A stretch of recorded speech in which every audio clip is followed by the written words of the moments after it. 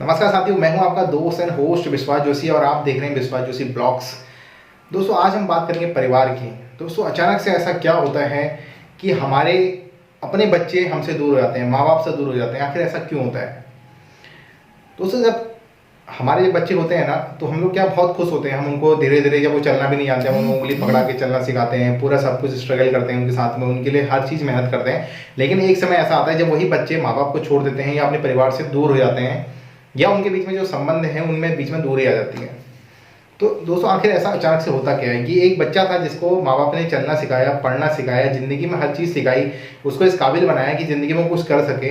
फिर एक समय ऐसा आता है जब उसका अपना परिवार बनता है या उसके साथ में कोई जुड़ता है, तो वो अपने अपने माँ बाप को भूलने लग जाता है या उनसे दूरी बना लेता है। आखिर ऐसा क्यों होता है? और ये अगर होता है तो क्या खुद की सोच से होता है या किसी और की सोच से होता है? दोस्तों, यहाँ पर एक चीज़ समझनी जरूरी है कि जब किसी इंसान की शादी होती है ना किसी के साथ में, तो उसके साथ में परिवार जुड़ता है, एक उसकी नई फैमिली होती है, एक नए परिवार भी उसके साथ में जुड़ता है।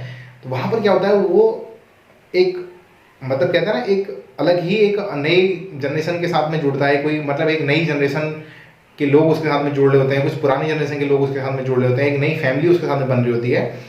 तो वहाँ पर क्या होता है, उसको अपना परिवार भी देखना होता है और साथ में अपने रिश्ते भी देखने होते हैं और खुद को भी देखना होता है। लेकिन अभी जो हो रहा है, पहले के समय में कैसा था, जॉइंट फैमिलियाँ होती थी, सब साथ में रहते थे, ठीक है, शादी होती थी, बहू साथ में रहती थी, माँ बाप साथ में रहते थे, तो सारे रिश्ते जो हैं वो एक साथ जुड़ के रहते थे। लेकिन अभी जो समय आ गया उसमें क्या हो रहा है कि हर रिलेशनशिप में क्या हो रहा है, एक दूरी बनती जा रही है। एक हर इंसान ये चाह रहा है कि भाई मैं इंडिपेंडेंट रहूँ, इंडिपेंडेंट सब कुछ करूँ, मेरे ऊपर किसी तरीके की बाउंडेशन ना हो, कोई मुझे रोकने टोकने वाला ना हो, जो मैं मर्जी चाहूँ वो करूँ। मतलब ये सोच आ गई है, ठीक है। तो इसमें हो क्या रहा है आखिर कि आप अपने परिवार से दूर होते जा रहे हो। अचानक से क्या होता है कि एक लड़का जो कल के दिन तक सब कुछ ठीक चल रहा था, अचानक से उसकी शादी होती है। शादी होने के बाद क्या होता है, कुछ समय के बाद वो अपने परिवार के बीच में, उसके बीच में दूरियां आने लग जाती हैं। लेकिन ऐसा क्यों होता है? ऐसा होने का कारण सबसे बड़ा दोस्तों ये है कि आदमी इंसान जो है ना, अपनी सोच से नहीं चल रहा होता है। उसकी जो सोच है वो चेंज हो जाती है। क्यों चेंज हो जाती है? क्योंकि उसके साथ में क्या होता है ना कि उसको कहीं ना कहीं से एक दबाव भी रहता है और उसके ऊपर जिम्मेदारियां भी रहती हैं। लेकिन यहाँ पर हमें देखने वाली ये चीज़ है कि जिन्होंने हमको ज़िंदगी दी, जिन्होंने हमारे लिए सब कुछ किया, क्या हम उनके साथ में सही कर रहे हैं? क्या हम उनके साथ में सही जगह पे सही चीज़ें कर रहे हैं? हम ऐसा तो नहीं कि उनके साथ में गलत कर रहे हैं। क्योंकि अगर वही नहीं होते तो क्या आप होते? नहीं होते, ठीक है। जिस इंसान के साथ में जुड़े हो, क्या आप उसके लिए होते? नहीं होते। मेरा यहाँ पर कहने का सीधा सा मतलब ये है कि अगर आप किसी को ज़िंदगी में लेके आ रहे हो, तो आपका पूरा का पूरा कर्तव्य है कि आप उसका साथ दो, उसको हर कदम पे आप खड़े रहो। लेकिन आपके साथ में आपके माँ बाप, आपकी फैमिली को भी आपको साथ देना होगा, उनके साथ में भी आपको खड़ा होना पड़ेगा। और ये चीज़ आपको दोनों को समझनी होगी। मतलब यहाँ पर आपकी क्या है कि जो इंसान आपके साथ में है उसको भी समझना होगा और आपको भी समझना होगा। ये आप दोनों की म्यूचुअल अंडरस्टैंडिंग होनी चाहिए। और ये कर्तव्य क्या है, ये उस नए इंसान का जो आपकी ज़िंदगी में नया जुड़ा है उसको तो समझने में टाइम लग सकता है, लेकिन आप तो सारा कुछ जान रहे हो। तो आपको भी ये चीज़ उनको भी समझानी है और अपने से खुद भी समझनी है कि भाई मेरे माँ बाप हैं, मुझे उनके साथ में रहना है, ठीक है, उनकी भी मुझे केयर करनी है, उनका भी मुझे सब कुछ देखना है।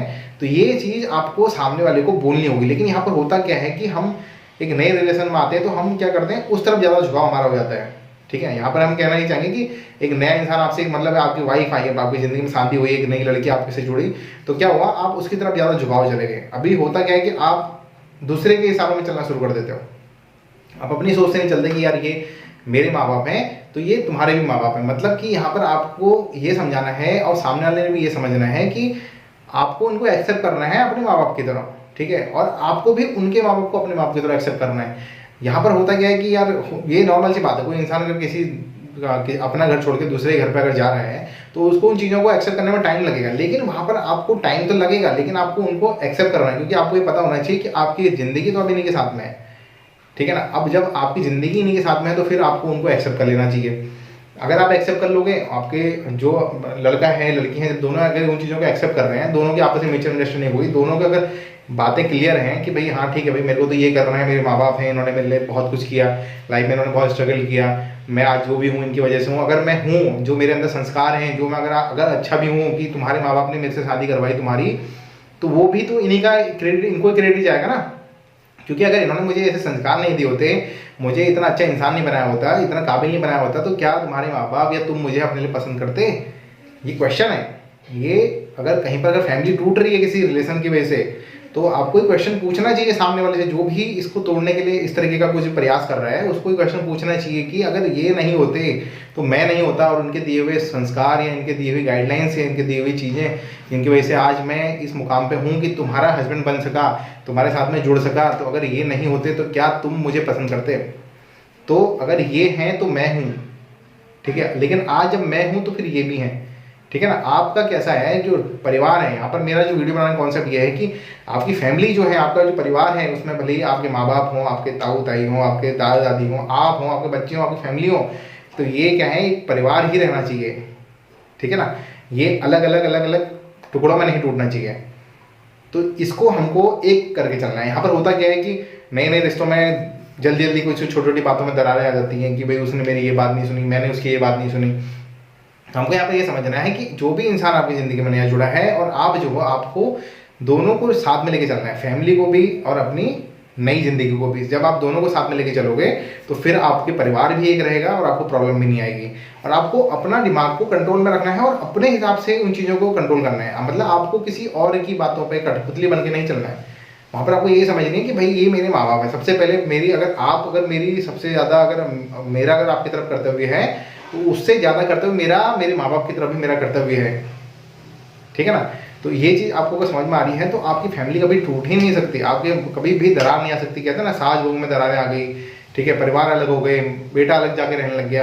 तो ये चीज़ें इसलिए आती हैं जब आपके बीच में अंडरस्टैंडिंग नहीं बन पाती, आप चीज़ों को क्लियर नहीं कर पाते, आपस में बात ही नहीं कर पाते हैं। जब आप एक जगह बैठ के जब आपको लगता है कि ऐसा कुछ हो रहा है, तो आपको करना क्या है, आपको एक जगह पर बैठ के इन सब चीज़ों को डिस्कस करना है। भाई ऐसा है, ऐसा है, ऐसा है, ऐसा है। तो ये डिस्कस करेगा कौन? ये आप दोनों को ही करना पड़ेगा, हस्बैंड और वाइफ को ही करना पड़ेगा।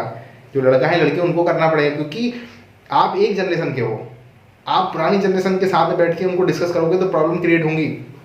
आपको आपस में म्यूचुअल अंडरस्टैंडिंग करनी है कि भाई ऐसा ऐसा है, अब तो ये फैमिली तुम्हारी भी है और तुम्हारी जो फैमिली हो मेरी भी है, ठीक है ना।